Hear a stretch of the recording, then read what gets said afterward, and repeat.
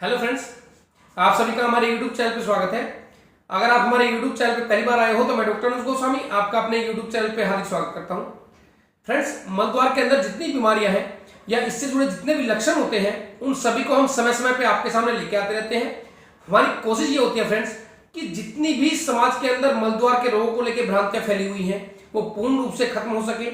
लेकिन आज का जो मैंने टॉपिक लिया है वो हल्का सा है तो मलद्वार से रिलेटेड ही, क्योंकि जब तक पेशेंट को कब्ज नहीं होगा, पेशेंट का मोशन बिल्कुल क्लियर होगा, पेशेंट की लाइफ स्टाइल बहुत अच्छी होगी, तब तक मलद्वार की बीमारी किसी भी रूप की पेशेंट को लगने के चांसेस बहुत कम होते हैं। कोई एक्सीडेंटली प्रॉब्लम हुई या कोई एब्सेस बना, कोई दूसरी प्रॉब्लम बनी तो वो नहीं कह सकते, लेकिन हेमोरॉइड्स वगैरह, फिशर वगैरह तभी होते हैं जब पेशेंट को बहुत ज्यादा कॉन्स्टिपेशन होता है या पेशेंट को बार बार मोशन जाना पड़ता है। तो ऐसी कंडीशन में पेशेंट के मोशन क्या होते हैं, हार्ड होते हैं। पेशेंट जब भी मल त्याग करता है बहुत हार्ड करता है, स्टूल उसका हमेशा हार्ड होगा। 2 दिन के बाद जाएगा, 3 दिन के बाद जाएगा। इसका मतलब क्या है कि उनके जो कोष्ठ होते हैं वो आयुर्वेद के अंदर कॉन्स्टिपेशन की कैटेगरी को भी बहुत डिटेल में बताया गया है। हर प्रकृति के इंसान के कोष्ठ अलग होते हैं, क्रूर कोष्ठ, मध्यम कोष्ठ, हीन कोष्ठ। अब मध्यम कोष्ठ वाला जो होता है वो हमेशा उसका पेट स्वस्थ होगा, ठीक होगा, मतलब जो भी वो खाएगा आसानी से पचा लेगा, क्योंकि उसकी लाइफस्टाइल भी ठीक है, उसकी प्रकृति ऐसी है कि जो भी चीज वो लेगा आसानी से उसको पचा लेगा। एक पेशेंट ऐसा होता है जिसको हीन कोष्ठ बोलते हैं। हीन कोष्ठ में क्या होता है कि पेशेंट ने कुछ भी लिया, जैसे बहुत से पेशेंट आपको गृहिणी के आईबीएस सिंड्रोम के मिलेंगे जिसको हम इरिटेबल बाउल सिंड्रोम बोलते हैं। ऐसे पेशेंट मृदु कोष्ठ के होते हैं, कुछ भी खाते हैं तुरंत मोशन जाते हैं, मतलब उनकी आंतें जो है वो इरिटेट है, बहुत ज्यादा परेशान रहती है, जिसकी वजह से थोड़ा बहुत खाया तुरंत वो पच जाता है। उनकी आंतें उसको पचाने की कोशिश बहुत जल्दी करती है और उसको मोशन के रास्ते से निकालने की कोशिश करती है, जिसकी वजह से इसको हम आईबीएस सिंड्रोम की कैटेगरी में रखते हैं। मृदु कोष्ठ वालों को, जो मृदु कोष्ठ होते हैं, अगर ऐसे पेशेंट को दूध भी देते हैं तो दूध भी उनको लूज मोशन कर देता है। तो पेशेंट ये जो कैटेगरी होती है ना, ये प्रकृति के अनुरूप होती है। आयुर्वेद के अंदर अगर आप डिटेल में पढ़ोगे तो बहुत चीजें आपको ऐसी जानने को मिलेगी, जो चीजें बहुत ज्यादा ऐसा लगेगा आपको कि हाँ पहली बार सुनने को मिली है। मॉडर्न साइंस इन चीजों को नहीं मानती, लेकिन आयुर्वेद हमेशा रूट के साथ वर्क करता है। और आयुर्वेद के अंदर चरक संहिता के अंदर वो चीजें हैं जो बहुत हजारों साल पहले लिखी गई है। उन चीजों को अनबिलीवेबल आपको लगेगा, क्योंकि आयुर्वेद को स्टडी जो करते हैं उन्हीं को ही पता होता है, बिकॉज कि आयुर्वेद के एक्सपर्ट ही जानते हैं कि चरक संहिता की ब्यूटी कितनी है। तो ऐसे ही फ्रेंड्स एक क्रूर कोष्ठ होता है, और क्रूर कोष्ठ का मतलब होता है जिस पेशेंट को जो भी खाया पिया गया, जो भी उसने खाया, वो पचने के बाद भी मोशन बिल्कुल भी नहीं आता, या मोशन आता है तो बहुत हार्ड आता है। और ऐसी कैटेगरी बहुत ज्यादा पेशेंट्स की है कि मोशन अगर आएगा तो बहुत ज्यादा हार्ड आएगा।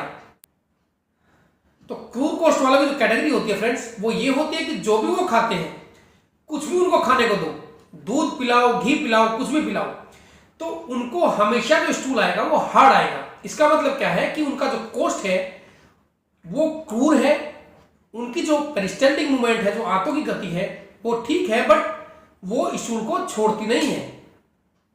ये प्रकृति के ऊपर निर्भर करता है। तो ऐसे ही बहुत से पेशेंट की कैटेगरी होती है। क्रूर कोष्ठ वाले हमेशा ये कंप्लेन करते हैं कि सर मेरा स्टूल हमेशा हार्ड आता है, सर मैं बहुत सारे लैक्सेटिव लेता हूं। तो लैक्सेटिव लेने से क्या होता है फ्रेंड्स कि बार बार लैक्सेटिव रेगुलर लेने से बहुत से पेशेंट ऐसे होते हैं तो लंबे टाइम तक लैक्सेटिव लेते रहते हैं बिना डॉक्टर की सलाह के। तो लंबे टाइम तक लैक्सेटिव लेने से क्या होता है कि उनकी जो आंतें हैं वो कमजोर हो जाती हैं, उनके पेरिस्टल्टिक मूवमेंट खराब हो जाता है, जिसकी वजह से पेशेंट ज्यादा परेशान होता है, बिना लैक्सेटिव के मोशन जा ही नहीं पाता। लेकिन अगर वो अपनी प्रकृति को समझ ले कि हो सकता है कि मेरी प्रकृति ऐसी ही हो कि मेरे को मोशन हमेशा टाइट आता है, तो अगर वो अपनी प्रकृति को समझ ले और अपनी प्रकृति के अनुरूप ट्रीटमेंट ले किसी आयुर्वेदिक फिजिशियन से, तो उसका कब्ज 100% क्योर हो जाएगा। तो आज की वीडियो में मेरा कोष्ठ बताने का केवल महत्व ये था, क्रूर कोष्ठ, मृदु कोष्ठ और मध्यम कोष्ठ, कि जो भी पेशेंट क्रूर कोष्ठ वाले होते हैं उनको हमेशा स्टूल हार्ड आता है, और हार्ड स्टूल आने की वजह से ही इस तरह की प्रॉब्लम क्रिएट होती है। तो फ्रेंड्स आज एक ऐसा आयुर्वेदिक नुस्खा मैं बताऊंगा, है तो बड़ा सिंपल सा और 60 से 70% लोग जानते भी होंगे, लेकिन ऐसे लोग भी हैं जो बड़े मॉडर्न बनते हैं, जिन लोगों को यह भी नहीं पता जो आज आयुर्वेदिक नुस्खा मैं आपको बताने वाला हूं वो इसको भी नहीं जानते, बिकॉज कि वो मॉडर्न है, कभी क्रीमाफिन प्लस लेते हैं, कभी गुडलेक्स प्लस लेते हैं, कभी मॉडर्न की डल्कोफ्लेक्स टैबलेट लेते हैं, मॉडर्न डॉक्टर को दिखाते हैं, मॉडर्न डॉक्टर के पास जाते हैं तो कब्ज की टैबलेट लिख देते हैं। लेकिन जब तक वो अपनी प्रकृति को नहीं समझेंगे तब तक अपने कब्ज को कैसे ठीक कर लेंगे? बहुत बड़ी बात है फ्रेंड्स कि जब तक इंसान अपनी प्रकृति को नहीं समझेगा तब तक अपनी बीमारी को खत्म नहीं कर सकता। और ये चीजें आयुर्वेद के पास है। आपकी प्रकृति को बताने का तरीका आयुर्वेद के पास है, आपकी प्रकृति को ढूंढने का तरीका आयुर्वेद के पास है, लेकिन मॉडर्न साइंस के पास ये चीजें नहीं है। मॉडर्न साइंस का मतलब है सिम्टोमेटिक रिलीफ देना, इमरजेंसी का रिलीफ देना, लेकिन आयुर्वेद हमेशा वर्क करता है रूट के साथ, जड़ के साथ वर्क करता है। हर पेशेंट की प्रकृति अलग होती है, कोई वात पित्तज है, कोई कफज प्रकृति का है, कोई पित्त कफज प्रकृति का है, तो एवरी पेशेंट की प्रकृति के अनुरूप ही ट्रीटमेंट चलते हैं। तो फ्रेंड्स, आज जो आयुर्वेदिक नुस्खा मैं बताने जा रहा हूं, हो सकता है बहुत से पेशेंटों को पता लगे या पता हो, उनको लगे कि बड़ा इजी सा है, ये तो मेरे को पता था, लेकिन ऐसे पेशेंट बहुत हैं जो उसकी ब्यूटी को नहीं समझते। तो ऐसे क्रूर कोष्ठ वाले जिनको हमेशा स्टूल हार्ड आता है, ऐसे पेशेंट्स के लिए ही यह आयुर्वेदिक नुस्खा है। चलिए फ्रेंड्स, वीडियो शुरू करते हैं।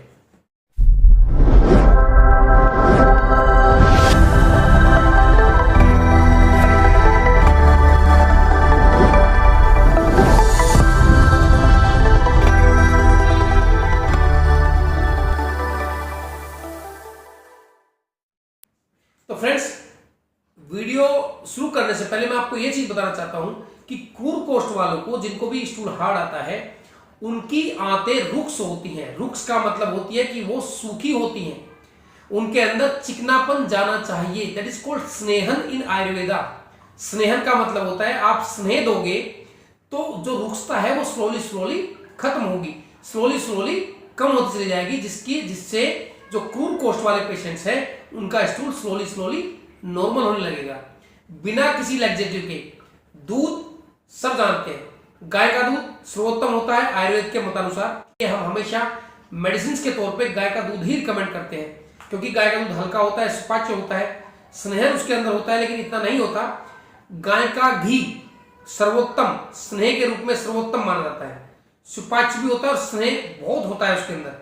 स्नेह होगा, स्नेह पेशेंट के अंदर जाएगा तो ऑटोमेटिकली पेशेंट की रुक्षता खत्म होगी, उसके स्टूल जो हार्ड आते हैं वो स्लोली नॉर्मल होना शुरू हो जाएंगे। मेरे पास बहुत कमेंट आते हैं कि सर स्टूल हार्ड आता है, कोई सर इलाज बताएं। तो आज ये वीडियो उन्हीं के लिए है कि स्टूल को सॉफ्ट कैसे करें। हालांकि मैं अपने लाइव क्लिनिक में बहुत बताता हूं।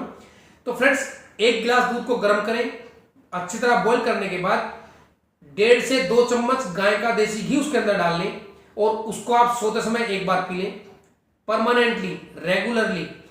1 से 1.5 चम्मच पीने के बाद भी अगर स्टूल हार्ड रहा तो आप 1.5 से 2 चम्मच कर सकते हैं, 2 से 2.5 चम्मच कर सकते हैं। आपके दिमाग में यह भी आएगा कि सर घी तो आप इतना बता रहे हो, सर हम तो हार्ट के पेशेंट बन जाएंगे, सर हम तो दिल के मरीज हो जाएंगे, हमारा कोलेस्ट्रॉल बढ़ जाएगा। तो मैं आपको ये बता दूं फ्रेंड्स, अगर आप कैलोरी जितनी लेते हो, जितना आप स्नेह लोगे, आपकी आंतें उसको बहुत जल्दी पचा लेती है, क्योंकि आप रुक्ष हो, आपकी प्रकृति रुक्षता वाली है। तो आपको इस चीज से घबराने की जरूरत नहीं है। कफज प्रकृति के जो होते हैं उनको स्टूल अधिकतर हार्ड नहीं होते, अगर होते हैं तो उनकी बैड लाइफस्टाइल की वजह से होते हैं, क्योंकि उनकी बॉडी के अंदर स्नेह ऑलरेडी होता है। जो गंदी लाइफस्टाइल जीते हैं ऐसे पेशेंट्स को कब्ज हो सकता है, लेकिन स्टूल हार्ड नहीं हो सकता। ठीक है, तो अभी घी जो ले रहे हैं वो केवल रुक्षता वाले ले रहे हैं, जिनका कोष्ठ क्रूर था। इसके अंदर पित्तज प्रकृति के भी आ सकते हैं, वातज के भी आ सकते हैं, पित्त वातज के भी आ सकते हैं। तो फ्रेंड्स, कैटेगरी सबकी अलग अलग हो सकती है, लेकिन रुक्षता वालों को हम घी दे रहे हैं। हालांकि घी हम कब्ज प्रकृति के पेशेंट को भी, सभी को एडवाइज करते हैं कि घी परमानेंटली लेना चाहिए, स्नेहन बॉडी के अंदर जरूर जाना चाहिए। लेकिन मॉडर्न साइंस कहती है कि नहीं, स्नेह लेंगे तो हार्ट पेशेंट हो जाएंगे, अगर स्नेह लोगे तो दिल के मरीज हो जाओगे, इसलिए स्नेह मत लो, मतलब घी मत लो, सब मना करते हैं। लेकिन आयुर्वेद के किसी भी डॉक्टर से अगर आप सलाह लोगे तो आयुर्वेद के डॉक्टर कहेंगे नहीं, आपको 1 से 2 चम्मच घी जरूर प्रतिदिन खाना चाहिए, क्योंकि हमारी बॉडी को स्नेह मिलना भी बहुत जरूरी है। अब जो स्नेह आपने स्टार्ट किया 1 से 1.5 चम्मच दूध के अंदर डाल के, उसके बाद भी अगर आपका स्टूल हार्ड आता है तो आप उसको कंटिन्यू रख सकते हैं। अगर उसके बाद भी आपको लगता है कि हार्ड है तो आप 1.5 से 2 चम्मच कर सकते हैं, 2 से 2.5 चम्मच कर सकते हैं, दूध के अंदर डाल के ले सकते हैं।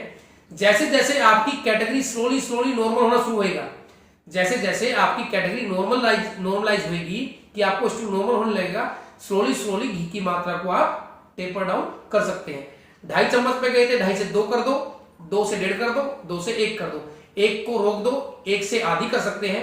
लेकिन पेशेंट को परमानेंटली इस तरह का लेना पड़ेगा, स्नेह को रेगुलर लेना पड़ेगा, क्योंकि इस स्नेह को लेने से उसकी रुक्षता खत्म होगी और रुक्षता खत्म होने से स्टूल का हार्ड होना खत्म हो जाएगा। तो फ्रेंड्स, आज की हमारी वीडियो में इतना ही। अगर आपको हमारे द्वारा दी गई जानकारी अच्छी लगती है तो हमारे चैनल को सब्सक्राइब करें, लाइक करें, कमेंट करें। किसी भी तरह की आपकी क्वेरी हो तो जय हिंद, जय भारत।